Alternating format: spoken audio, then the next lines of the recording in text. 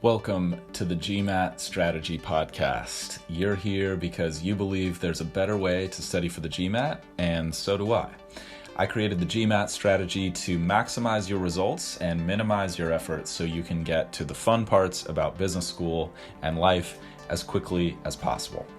My name is Isaac Puglia, and I've been teaching GMAT classes and tutoring privately for the GMAT for over 6 years, and I personally have achieved a 99th percentile score on an official GMAT exam and helped hundreds of students get into the business schools of their choice.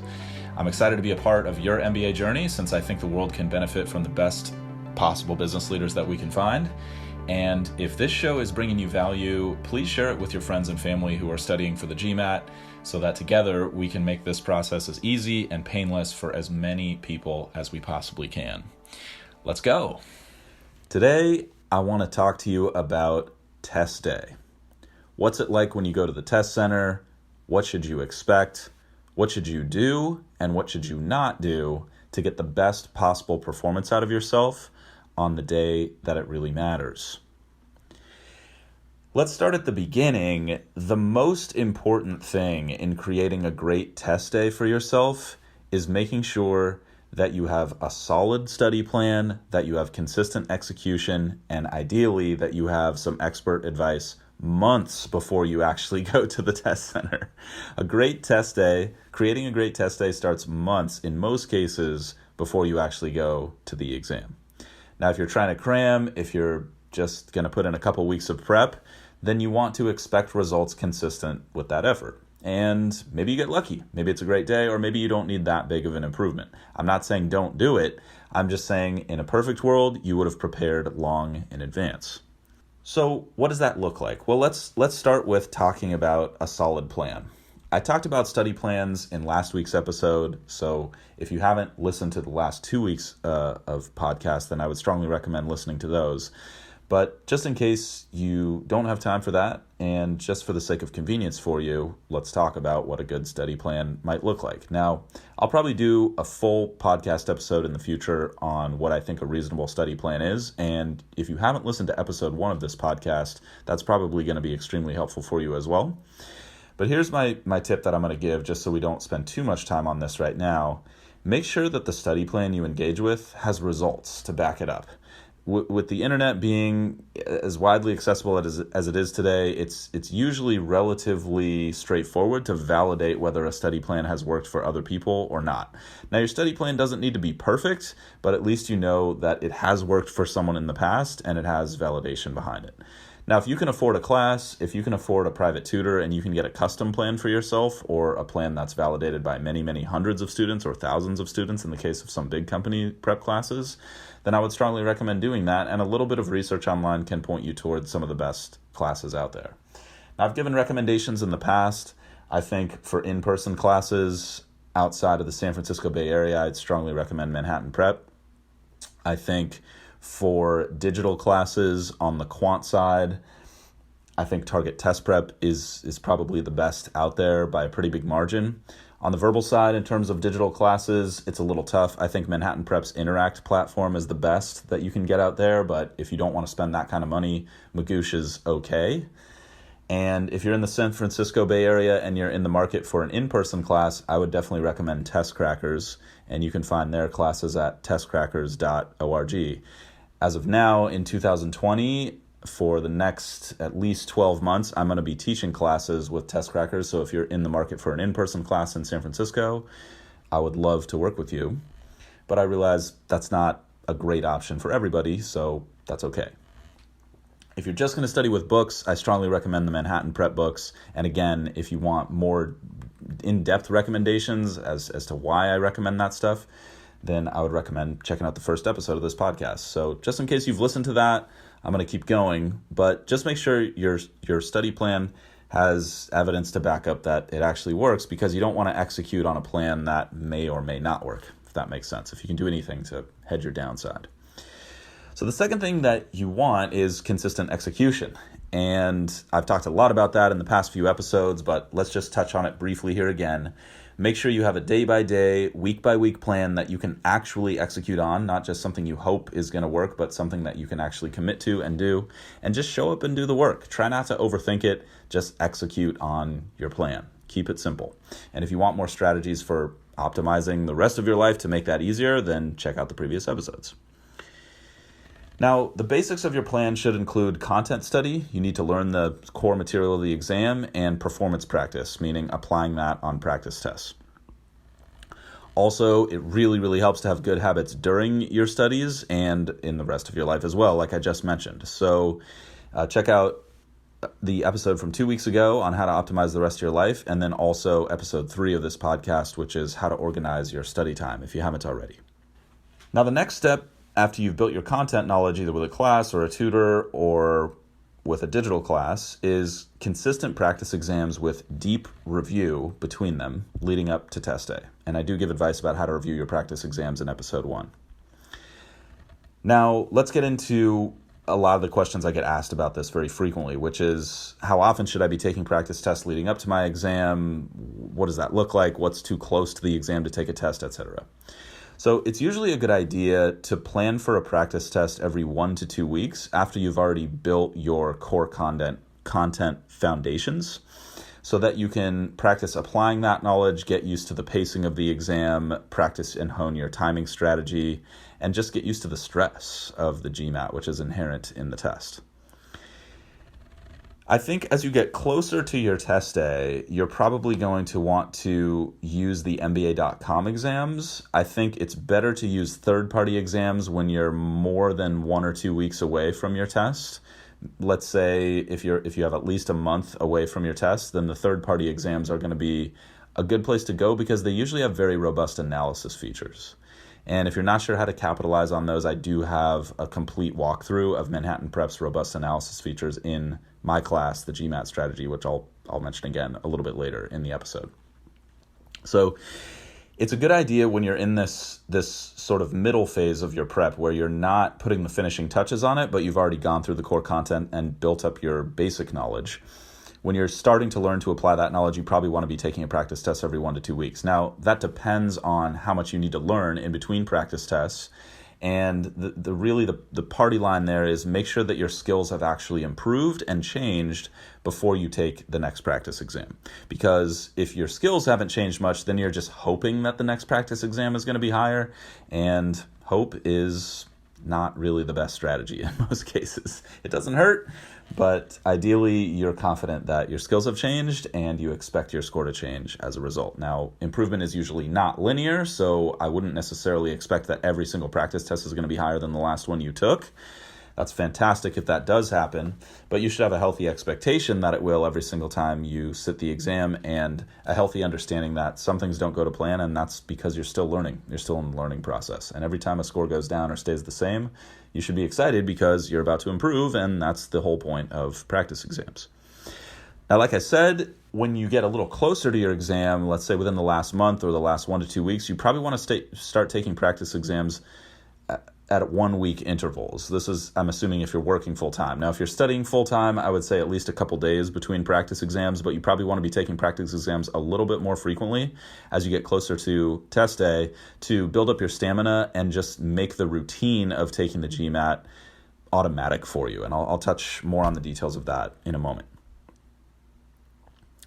Now, here's some tips for getting in a good groove with this. The first would be make your practice exams as realistic as you possibly can. Make sure you're taking regulation breaks. Make sure you're planning for the types of snacks you're going to eat during those breaks. Make sure you have a solid routine for the morning of the test. If you plan to take the test early in the morning because you feel like you're at your best mentally then think about what time you're going to get up and practice that routine. You want to also make sure that you have a recovery routine after the test to reward yourself for putting in that time, whether the test goes well or not. Most of us are very emotionally vulnerable at the end of a test because it's just so exhausting. And so it's a good time to just step away, forget about your GMAT prep for a little while, go do something fun and enjoyable to take your mind off things and let your brain rest a little bit. Back in the day when I was studying, I wouldn't even check my score on the practice exam until the following day. I would just leave my computer on the results page without looking at the score itself. And I would just go off, have the rest of my day, so that I wasn't overly excited or overly defeated emotionally, and I could still execute on the rest of my plan for the day. And then I would come back the next day and check the score immediately before I was about to review the exam, because I realized that my score only made sense in context of the review. And a lot of times if my score went down, it was the result of missing a lot of questions that I knew how to do, that I should have gotten right. And that really softens the emotional blow versus just at the end of the test when you're really hoping for that score increase. If you get it, sometimes you're overly high and you might not be as structured with your studies the next day. And if you don't do well, then sometimes you're overly low, and that can really hang over you, and that can just add a lot of drama and emotional angst to your prep process that, in my experience, just is not totally necessary. So there's a good tip. Now, if you don't know what time of day you're going to be taking the exam and you haven't scheduled an official test yet, just take your best shot at what you think is going to be best for you in the evening, afternoon, and really experiment with your test day routine. So that brings me to my next step, which is you really want to play around with this. Should you do some warm-up problems beforehand, or should you not do some warm-up problems? Ideally, you try both on different days and different practice tests, and you measure the results. How did you feel?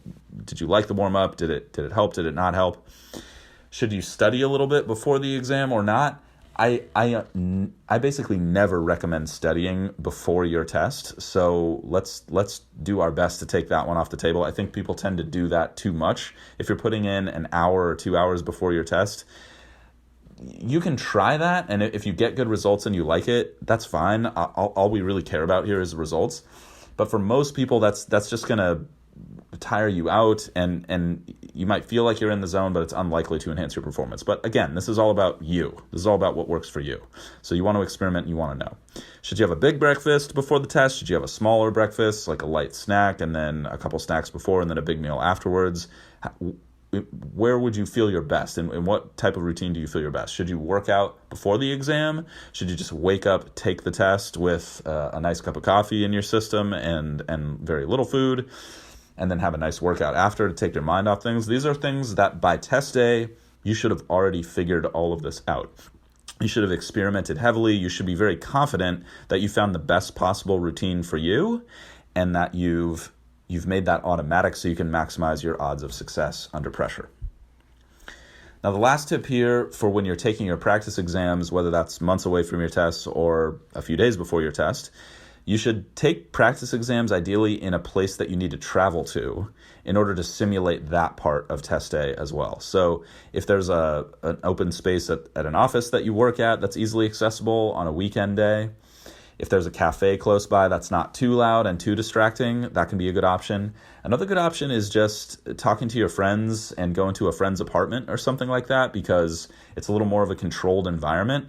And especially if they're going out for the day, or they can take off, or they're just going to be working there beside you for a few hours, like if they're studying for something as well, or they need to get work done on a Saturday or a Sunday, that's a great way to team up and knock out some valuable next leveling up together. So I definitely recommend something like that as well. But simulating that experience of traveling to the test center is really wise, especially early in your prep, so that it's not disruptive on test day. Like test day, ideally, if you've really prepared well, should feel just like another day at the office. It's just you're running the exact routine that you've done many, many times. Now, the final last thing about simulating your practice test as best as you possibly can is making sure all the materials that you're going to need for the actual test day are packed up the night before. So you rehearse your night before routine as well as your morning of routine. What time should you be going to bed? What type of activities do you like to wind down to get you in a good state of mind to sleep? Do you like to watch a movie the night before, or do you like to do a little bit of last-minute studying before, where you're reviewing things like geometry formulas or what 15 squared is, that kind of thing? You should experiment with this and think about what's maximized your results on tests in the past, and start with that, and then tweak things to see what works for you and what doesn't work for you. Now, I'm going to link a video that is not a perfect simulation of exactly how the test center is going to go anymore. It's a little bit old, but I still think it's super, super valuable to get a visual of what the test center looks like. So I would definitely recommend watching that when you're done with this episode, or you just pause the episode right now and watch that video. I think it's about 10 minutes long. I'll link it in the description here. And it's a really good way to just see what you're going to see on test day. So let's say you've prepared really, really well. You've got a great plan. You've got the instruction, expert advice. You've got solid execution for weeks and months on end, and you're coming into your final week. You've simulated your practice test really, really well. You've got a good routine together. What should you do in the last few days before your test? You should probably take a final practice test, usually 1 week away. If you're going to be taking the test on a weekend day, like a Saturday or Sunday, usually the previous weekend is a good time to take your final practice test. And I don't recommend taking practice tests on work days ever. I think that's a terrible, terrible idea. And if you're already in that habit, I think you should get out of that habit as quickly as possible, because it's just unrealistic. It's very unlikely that that's how you're going to take the actual exam, either at the end of a workday or beginning of a workday. But if that's the only time you can get it in, then respect, do what you have to do, because even prep that's 80% of what's the quote unquote ideal is still infinitely better than nothing.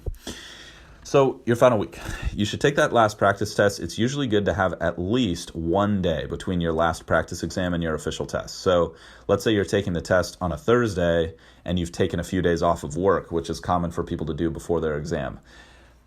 I don't think that's the best idea, because then you're doing a lot of study very close to your exam, and ideally most or all of your hardcore studying has already been completed before the final week. But again, things don't always work out perfectly, and sometimes you have to do what you have to do. So I want to give you some tactics if you're in this maybe less than ideal situation. But let's say you're going to take a few days off before the exam. You're taking the exam on a Thursday, so you've got Saturday, Sunday, Monday, Tuesday, Wednesday to prepare. The absolute last day that I would take a practice test would be Tuesday, so that you give your brain a chance to rest on Wednesday, and also so that you have a chance to review that final practice test, get some meaningful takeaways, and build a plan for test day, which we'll talk about in a moment. Now, probably the ideal situation, if you've really executed on your prep well, is let's say your exam's on a Saturday morning. Well, the previous Saturday morning, you run your test day routine. You've already got that locked in. You take the test. You review the week leading up to your test, and then you just focus on getting rock solid on everything you've covered. So some people are into this thing of taking 5 tests the 5 days leading up to your exam. I think that's a terrible, terrible idea. In my mind, that's sort of like running 5 marathons the 5 days leading up to a marathon that you're competing in professionally. I think it's just going to tire you out too much. Certainly people do it. And I'm not saying it never works. I'm just saying for the vast majority of people, that's a terrible, terrible idea, and it's unlikely to serve you. And it's probably going to be super, super stressful in addition to that. So let's say that you've executed on this. You have your final exam scheduled with a reasonable buffer before your actual exam.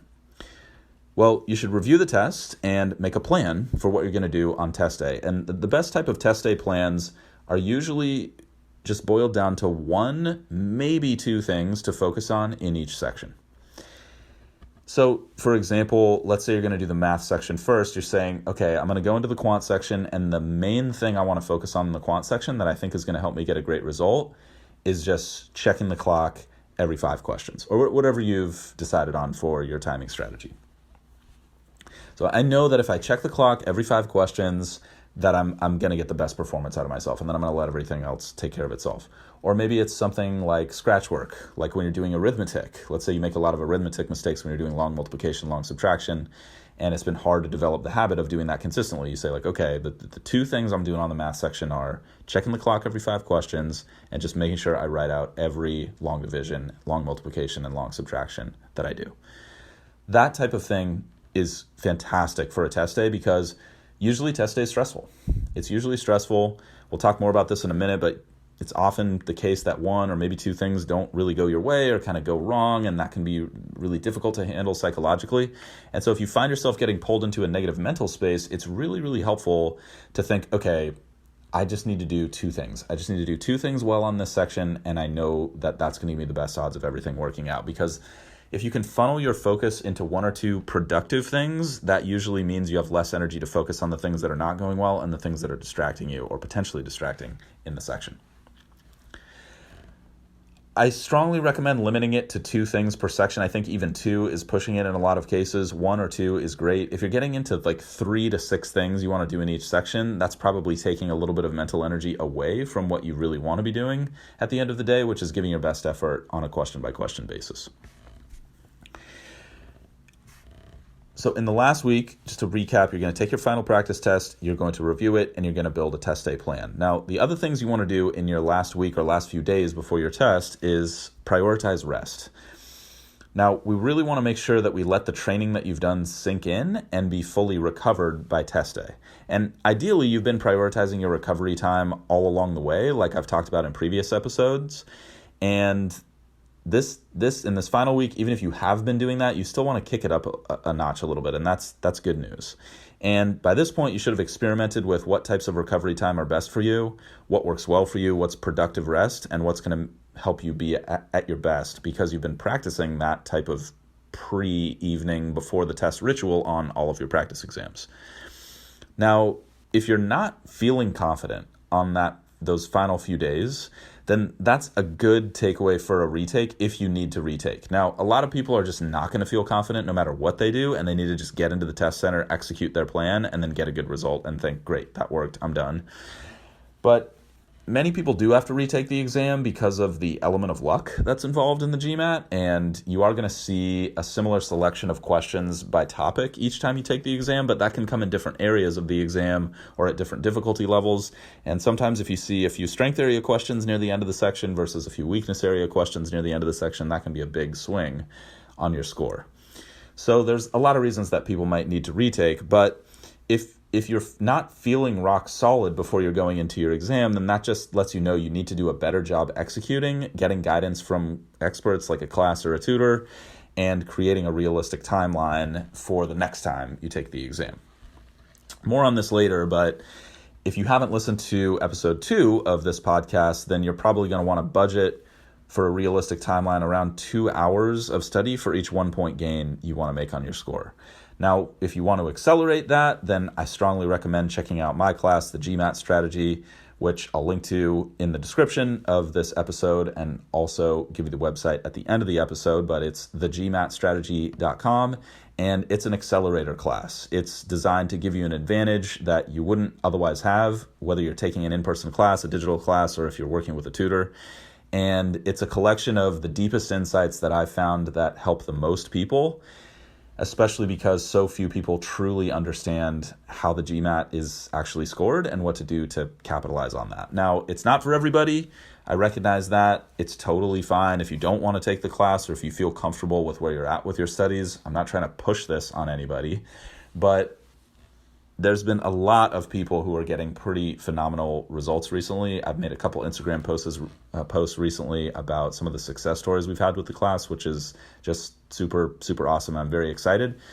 And I just want to be totally transparent with you. There have been a couple people who have just said, hey, I don't think this class is really for me, actually, after having gone through it. And I have a 30-day money-back guarantee. So if you don't like the class, just email me and I'll happily refund your money. And I'm not going to make that a hassle for you because I just want this process to be as easy as it can be for you, honestly. So back to business. In the last week, you also want to make sure that in addition to prioritizing rest, you focus on review. Again, I said this earlier, but I'll say it again. You just want to focus the last few days on getting rock solid on what you've already seen. The last few days are not usually a good time to be learning a lot of new material. There are some exceptions to that. Ideally, you've learned all your material before your final practice test, and you're just tweaking smaller things at that point. So what are good things to review in the last few days? Well, if you have a list of problems to go back and redo, like I said in my Organizing Your Study Time episode 3, you want to be consistently redoing those problems over time. But now's a good time to spend maybe a few days or a few study sessions devoted to just redoing all the problems in your redo list to make sure that you're airtight on those, completely automatic with associating what's going to pop up on the screen on test day and what the strategy is that you want to implement. Other things that are worth reviewing in the final few days of the last week are things like flashcards or facts and formulas from a study sheet, like what's 18 squared or what's 3/8 as a decimal, or what's the area of a rhombus, or How do I deal with the subjunctive mood in sentence correction questions? How do you define the past perfect? When does the GMAT require that? Those types of facts and figures type things are great to be reviewing in the final days, just to make sure you're rock solid on the core content. Now, here's one great tip that's very underutilized for the last few days or the last week before your exam, which is make sure that you at least once drive or walk or take whatever the public transportation route is that you will to go to the actual test center where you're taking the exam. Time it as well. Check out the public transportation schedules, see what the traffic is like. Try to do that on the exact day of the week at the exact time that you're going to go the week before, and anticipate any stressors and plan ahead for those, such as where are you going to park if you're driving? How long is it going to take you to walk from your car to the front door? Do you have to check in the lobby of the building, or can you go directly to the elevator and up to the testing center? Do you know what floor the testing center is on? Do you know what the suite number is going to be? Is it a weird type of building where if you don't take a left out of the elevator, you have to walk for a really, really long time to the right until you get to the test room office? That kind of thing you should already have experienced and already figured out how you're going to plan for that if there's anything to plan for. And if there's nothing to plan for, you'll want to know that as well. But we want to eliminate as many surprises as we possibly can for the actual day of the exam. That's really going to help you just focus on getting a good performance out of yourself. And it's a good time to reiterate, even though I've mentioned this a couple times, getting a peak performance out of yourself is about a lot more than just your skills. Hopefully, obviously, your skills are unbelievably critical for maximizing your score on the exam, but managing the other variables of your life, that is so valuable, and it's not easy. I'm not pretending that it's easy, but that's why a lot of people don't succeed on the exam despite being very talented and or extremely hardworking, is they just fail to manage the variables outside of their study and really truly be transcendentally prepared for taking the exam on test day. So finally, I know I've done 26 minutes of talking about everything before test day, but hopefully you realize why I think that is so important, and hopefully you are currently experiencing the inspiration and the importance of, yes, that is a really, really good idea, and I should definitely be executing on this stuff. And hopefully I have convinced you, if you were not convinced previously, that having a great test day encompasses more than just what you're doing literally on the day of the test. But let's talk about what should you do literally on the day of the test. So you should just run your routine. This should ideally be completely automatic by this point, very well tweaked by now. You should know exactly what to eat, when to eat, whether you should work out, what type of workout you want to be doing that's going to make you feel best during the exam. And you should have experimented a lot and figured out exactly what works best for you. So you should have a lot of confidence in your test day routine by the time the day rolls around. And you shouldn't really have to think about it at all. It should just be boom, boom, boom, boom, boom. This is exactly what I do before I take GMATs, and I'm just running the routine. Now, again, all the materials you're going to bring to the test center should have been packed the night before when you were going through your night before routine, and you should have already gotten in your downtime and your rest the night before, and or a little bit of last-minute review if you like that. So the last thing you probably want to do before you leave your house or while you're on the way to the test center is just remind yourself you're prepared for this. Ideally, you've done everything you possibly could to get yourself prepared. Maybe you dropped the ball a few times. Hey, you're a human being. Nobody's prep is going to be totally perfect. But just remind yourself you have prepared a lot for this, and you have reasonable, if not very, very good odds of hitting the score that you want, provided you execute on your plan. So that brings me to something I touched on before, but let's talk about it a little bit more here. You do want to, on test day, on the way to the exam, in addition to reminding yourself how prepared you are, just remind yourself to expect the unexpected. At least one or two things usually go a little bit sideways when you're taking the exam on test day. You might be late from a break.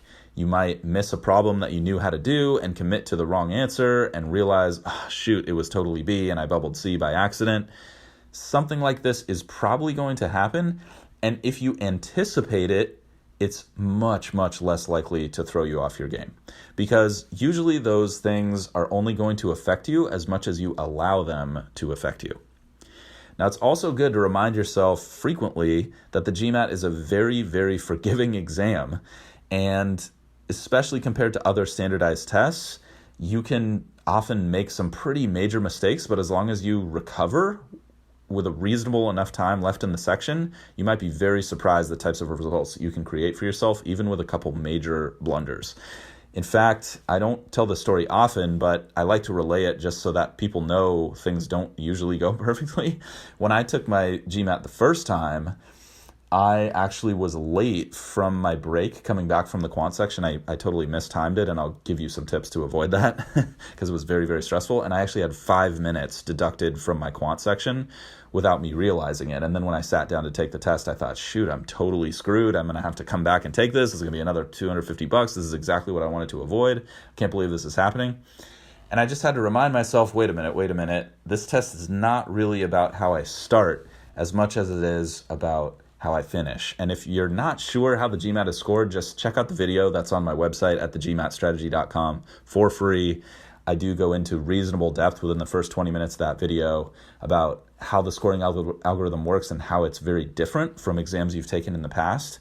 And then I do make you an offer for the class in terms of my strategy about how to capitalize on that. But even if the class is not a good fit for you and you decide that's not the route you want to go, I still think watching that video is going to be extremely valuable to you if you're not already sure how the GMAT scoring algorithm works.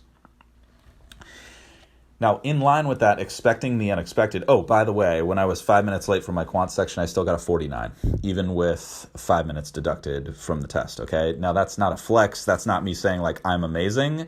That's just me saying that mentally I was prepared for something to go wrong, and I thought about, okay, I need to adjust my strategy. This is what I'm going to do, and then I committed to it, and I did the thing I'm about to recommend, which I just stayed positive. I just thought, it's still possible I'm going to get the score.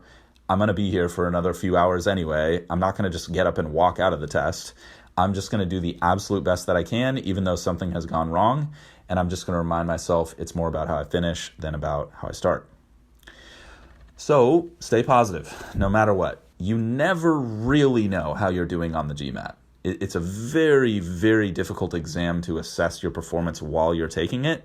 And I thought when I was getting that 49, the first time I took the GMAT officially, I thought I was bombing it. I thought I was doing absolutely horribly. I mean, not only with the 5 minutes deducted from the section, I'm quite confident I missed a handful of questions that I ought to have gotten right, but I was still able to pull out the win, and that's because I was extraordinarily well prepared, and I had already thought in advance about this stuff, so hence my recommendations to you. Now, remind yourself that if you're seeing difficult things that you don't know how to do, that's actually a good thing on a test like the GMAT because your score is so heavily dependent on the difficulty levels of questions that you're seeing. And a lot of people fail to strategize around that, hence the creation of the GMAT strategy to allow people to get the insights that are just not prevalent out there. They're not printed in any books that I've ever come across. I think some instructors and some tutors teach them very well, while others teach them very poorly or are even not aware of them themselves. And so this is my attempt to remedy that problem for everybody. So let's talk about what you do once you get to the test center. Ideally, you arrive about 30 minutes early. Any earlier than that is probably just going to make you overthink things. You have a little bit of extra time. But any later than that, that's fine. That just gives you a little bit of a buffer. I would say plan to arrive around 30 minutes early is good. When I arrived at my last the last couple times I've taken the GMAT, actually, I arrived early and I knocked through the check-in process because I'm very familiar with it. And they just allowed me to start the exam a little bit early because it wasn't a busy time of day, which is nice. So first thing that you're going to do is check in with the person behind the desk. Again, you'll be able to see this in the video that I've linked, but let me just give you some tips here that I think will be beneficial. So they're going to check your ID, make sure that you have the forms of identification that GMAT requires, and they'll send you an email usually a few days before your exam making sure that you have those forms of ID. Usually you need 2 government-issued IDs. However, there might be exceptions to that in different countries. I've only taken the GMAT in North America and the United States, so I'm only familiar with those rules. Those rules might change depending on where you take the exam in the world. I'm actually not sure about that. Now, after they check your IDs and verify that you are you, they're going to scan your hand, and it's a palm vein scanner, and that's going to be like your ticket in and out of the testing room, which you'll go into later. So the check-in lobby is separate from the actual room that you'll take the GMAT in.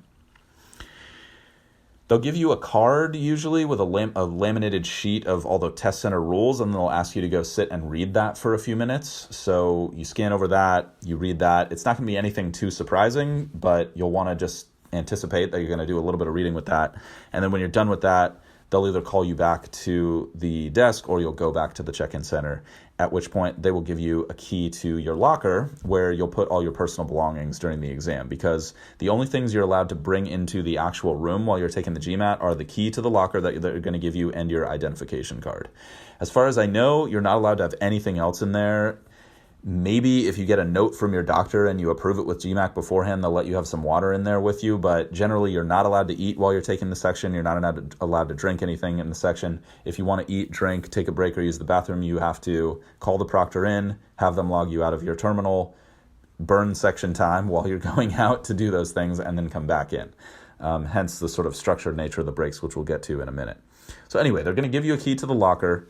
And here's my tips for this. And this might be getting like a little too in-depth for some of you, which I respect, but this is my style, so I want you to at least think about whether this is a good idea for you or not. But what I like to tell people to do is push all the stuff that you know you're not going to need into the back of your locker, most especially your phone. Because if you touch your phone during a break, your score will be canceled immediately. They will not refund your money. You'll be asked to leave, and then you're going to have to reschedule the test on another day. And it's going to be a huge, huge downer because you might have been doing really, really well, and you don't ever want to take that risk. So turn your phone off, put it in the very back of your locker, put your bag or your sweater or whatever your layers are on top of it so that you don't even see it during the breaks. And definitely do not use your smartphone to time your breaks, because again, if you touch your phone for any reason, they will cancel your score immediately, and that's going to be a very bad rest of the day at that point.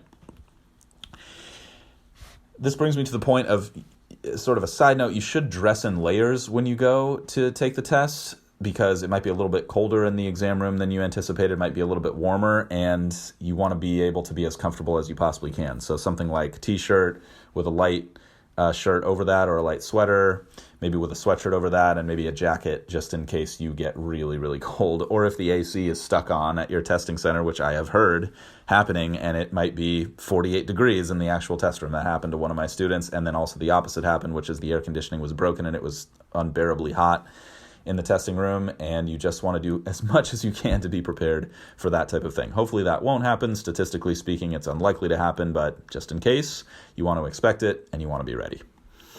Now, once you've put your phone in the back of the locker, you've put stuff on top of it so that you're not tempted to touch it, you want to put your snacks, you take your snacks out and put them in the front of the locker so that you don't have to be digging through your bag during the break. That's going to burn valuable break time. And then you're also going to want to have some type of watch or a stopwatch that you bring to the test center with you. You can get these very, very inexpensively.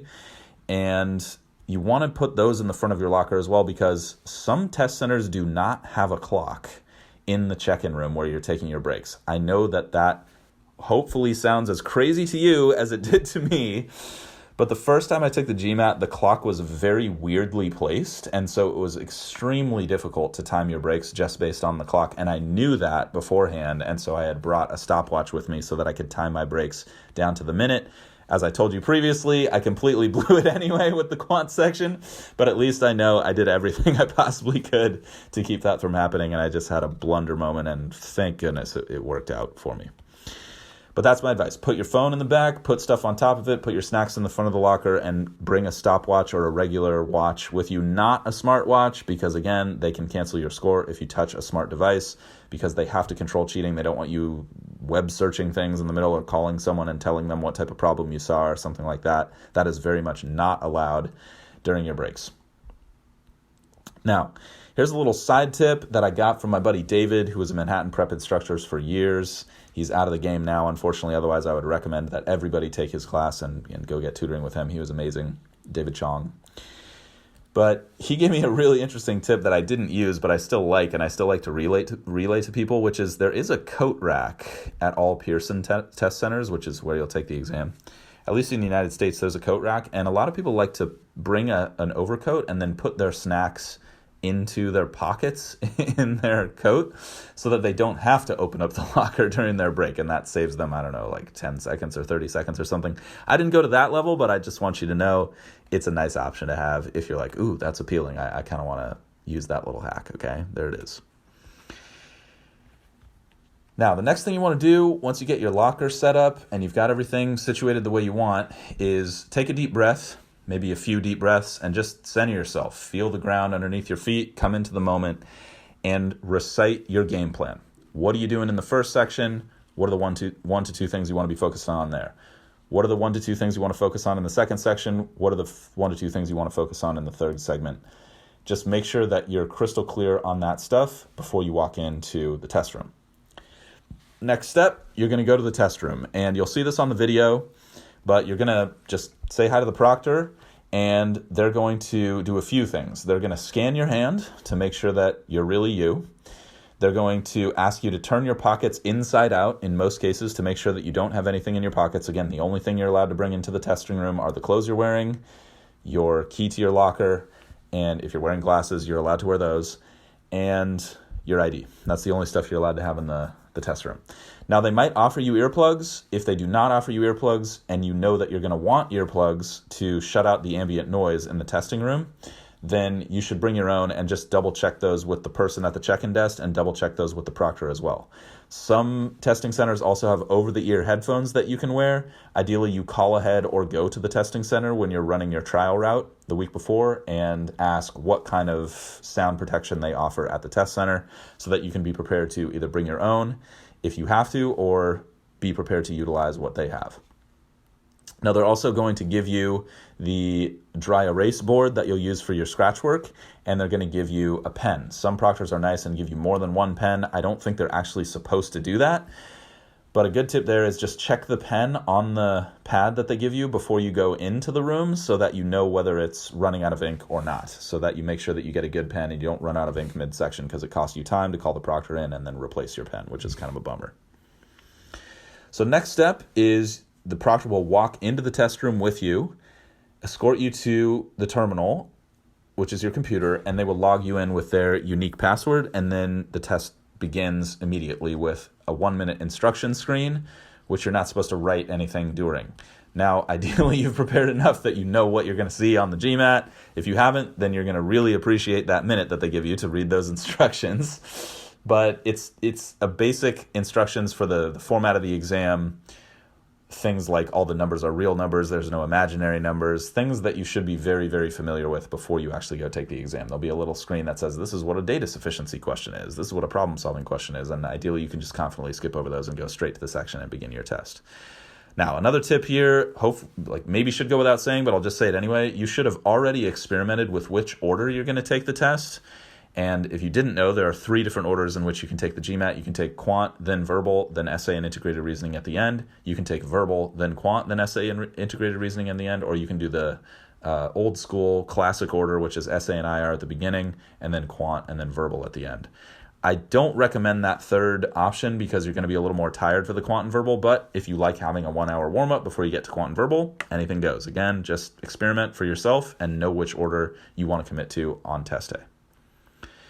Then once the test starts, it's time to just execute your game plan. Just focus on doing the things that you know you need to do well to maximize your odds of getting good results. And if you prepared and practiced properly, this should feel completely familiar, including the stress of the exam that we talked about before. Now, you should have a plan for how to deal with that stress, but just in case you don't, remember that it's supposed to feel stressful. If it's feeling stressful, that's a good thing. Now, there are things you can do between problems to mitigate that stress, like taking deep breaths between problems. You might want to experiment with that on your practice tests, and also just looking up at the ceiling to reset your eyes, your vision, and your brain a little bit. Also, I got a great tip recently from a podcast of how to take yourself out of the sympathetic nervous system, which is instead of focusing on what's right in front of you with your vision, actually move into focusing on your peripheral vision, and that'll immediately start to engage your parasympathetic nervous system, which is pretty interesting. In fact, I'm experimenting with this with a student right now between questions, just checking into that peripheral vision to just reduce a little bit of the stress before she reads the next question. We've had a lot of success with that so far, which is pretty exciting.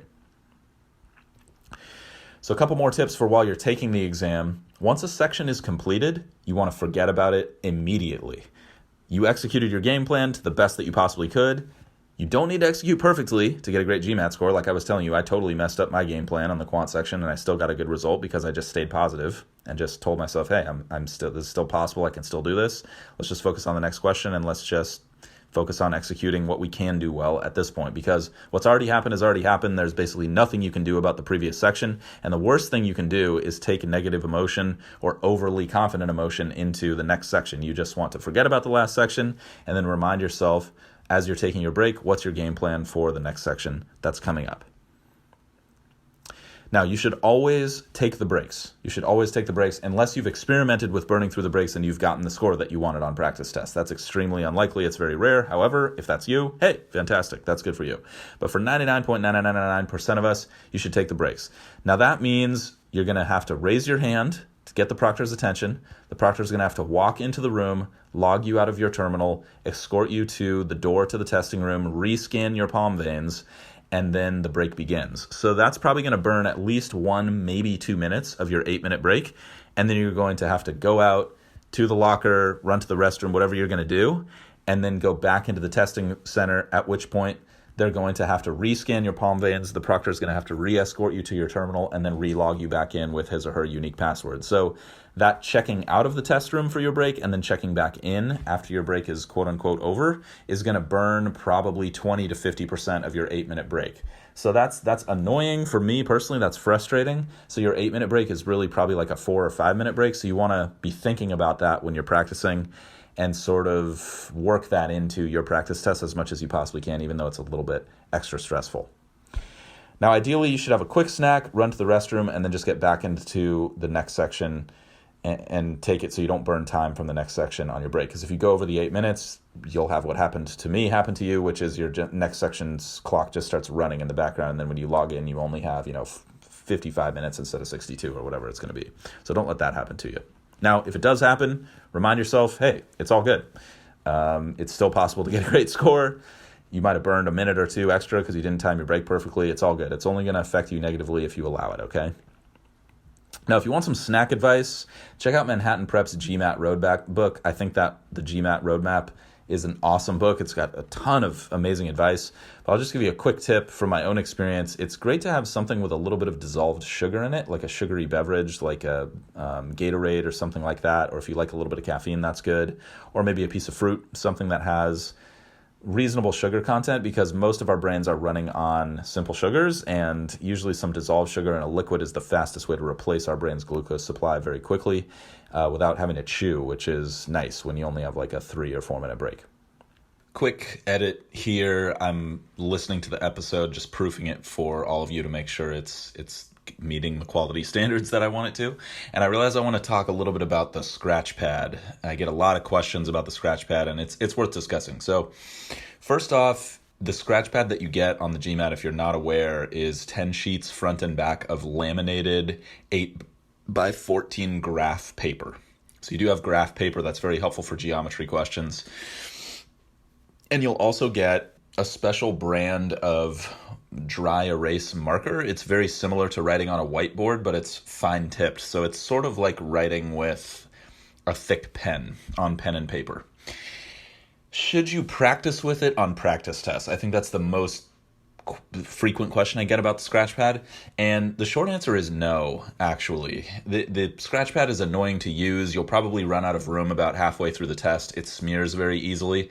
And when you're reviewing practice tests, being able to go back and look at the actual scratch work that you used or the notes you took during a problem is extremely, extremely valuable for getting to the next level as you're reviewing practice tests. So when you get to the last couple practice tests, then I think it's worth it. You can purchase simulations of the official scratch pad. I think Manhattan has the best one that I've seen. It's on Amazon for, I think, maybe $12 in the United States. I'm not sure if it's more expensive elsewhere, but If $12 is a ton of money to you, then you don't need it. But if $12 is not a major expenditure for you, gauged against the cost of your preparation and the cost of your MBA, then I do recommend picking one up if you haven't gotten one already, and at least feeling it out for the last couple practice tests before your exam. It's going to make reviewing those practice tests a little bit more annoying because it's going to be hard to assess your scratch work versus your other exams, but hopefully you've refined your scratch work technique pretty significantly by the time you get to the last couple practice tests that you're taking.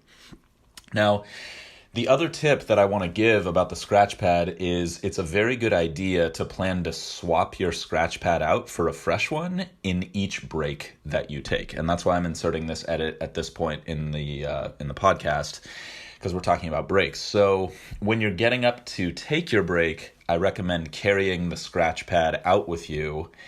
And then when you check in for the next section, get a new one for the following section. And I even recommend doing that for the essay and the integrated reasoning, because if you can avoid running out of scratch paper room, that's just one less thing that you have to worry about. Now, the last question I get about the scratch pad that's worth talking about is, what if I write really, really big and I end up filling up the scratch pad very quickly? Should I write smaller or something like that? And I actually don't necessarily recommend writing smaller unless your writing is just comically large and you need like 8 scratch pads or something like that during the quant section. Now, even in that case, there is a point to be made for just swapping out the scratch pad, and here's why. Here's my perspective on this. Yes, it does cost you a little bit of section time to swap out the scratch pad, but you can decrease that by, when you need more scrap paper, just raising the actual scratch pad above your head instead of raising your hand, having the proctor come in, ask you what you need, saying you need another scratch pad, and then having the proctor go out of the test room and coming back in with your scratch pad. That's one option. The other option you can do is, if you notice you're about to run out of scratch paper room, then you can call the proctor in while you're working on the current problem and then ask for a new scratch pad. That's going to be a little bit distracting, but it'll save you a little bit of time. Now, in my opinion, the biggest score killer for most people on the exam is poor scratch work, and that's especially true in the math section. You've probably heard me talk about that a lot on the podcast, and if you haven't, you're going to hear me talk about it a lot in the future.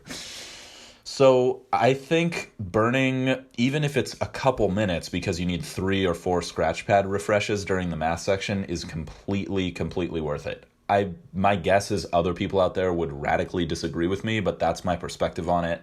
And I think having quality scratch work is more than worth the cost of getting a couple new scratch pads during a section. Most people are not going to need more than 2 because the scratch pad is generous enough. But here's the thing, although you have access to unlimited scratch pads, you could get like 30 of them during the quant section if you needed. You can only have one of them in the actual test room with you at any given time.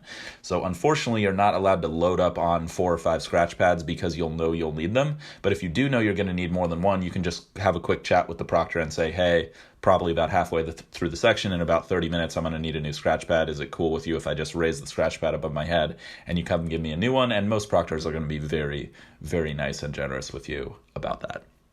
So back to business. Now, once you've finished your test, you've executed on all this stuff, you've taken the breaks, you've focused on your game plan, you've dealt with the stress, you've realized it's probably not going to feel good while you're taking it, and you've just gone for it, then right before the score screen pops up at the end, and if you didn't know, they're going to calculate your score immediately on test day and show it to you at basically right when you finish the exam. Just before the scores show up, just take a deep breath and just accept that you just did the best that you possibly could with that day, with the constraints that you had, with your level of experience and preparation, and just get to a place of as peaceful as you can possibly be before the scores show up. Now, when the scores show up, you're gonna have to decide whether you want to keep or cancel those. You'll have about 2 minutes to do that. And here's my recommendation on this. You should only cancel your score if you're more than 100 points off from your goal, or if your score is lower than the last time you took the official GMAT. Those are the only 2 times I recommend canceling scores. I think people cancel scores too often, and sometimes they just get emotional and they're just like, I hate myself for not getting my goal, and then they just cancel the score out of kind of this like emotional release kind of thing. But here's the thing, like, if your goal is 730 and you get a 680 and then you cancel it and then you get promoted at work the next week, even though you're planning to retake, and then all of a sudden your career takes off and you don't have time to retake the GMAT, you're going to really wish that you kept that 680, okay? So I'm not going to force you to do this. Obviously, I can't do that, but that's my advice, okay? Just don't worry about a low score. Business schools just want to see a high score eventually. It's not like the LSAT where you have to nail the first one, and then if you retake it, that like reflects poorly on you or something. I don't even really know if that's true anymore of law school, but it used to be. With the GMAT, you could take the exam up to 4 times, and no business school is really going to care about that as long as you get a high score eventually. Now, if you get a high score and then you get a lower score the next time, that doesn't look good. So again, that's the other time that you could cancel, is if you retake the test and you get a lower score than you did the previous time. Otherwise, just keep it. Just keep the scores. Now, if you do cancel it, it just disappears completely. It's not like how it used to be a few years ago where it shows up that you canceled your test, which used to look bad. Now, when you cancel, it just disappears. It's as if you never showed up to take the test, and that's a really nice change for all of us. Now, after your exam, whether it went well or poorly, just have a plan for how you're going to reward yourself for giving it your best shot on that day. Go do something fun. Take your mind off the exam. This one attempt at the GMAT is not going to make or break your career. It just isn't. Just one exam is not ever going to do that. You can always retake, and you can figure out how you're going to do better the next time if it's not a good day. Now, obviously, if it's a good day, you should celebrate, enjoy that. Please reward yourself for doing a great job with your preparation and getting a win.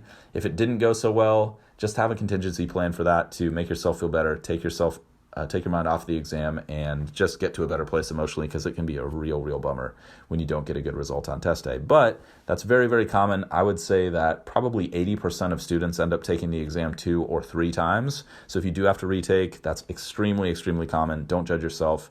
Again, luck plays a big role on the GMAT. More on that in a minute. Now, the next day, I wouldn't really recommend thinking about this too much the day of, although you might end up doing this. The next day is usually the time to sort of assess and evaluate, is my score high enough, or should I keep pushing? And here's my advice on this. You should definitely schedule a consultation with an admissions consultant. Many, if not most admissions consultants that I've interacted with offer a free consultation for like 20 or 30 minutes, where they'll just talk to you about your candidacy, your scores. They'll answer any questions you have as a way to develop a relationship with you so that you'll hopefully hire them for their services. And most admissions consultancies that I've interacted with personally do a really nice job of not trying to put pressure on you or upsell you. They're very generous with their time usually.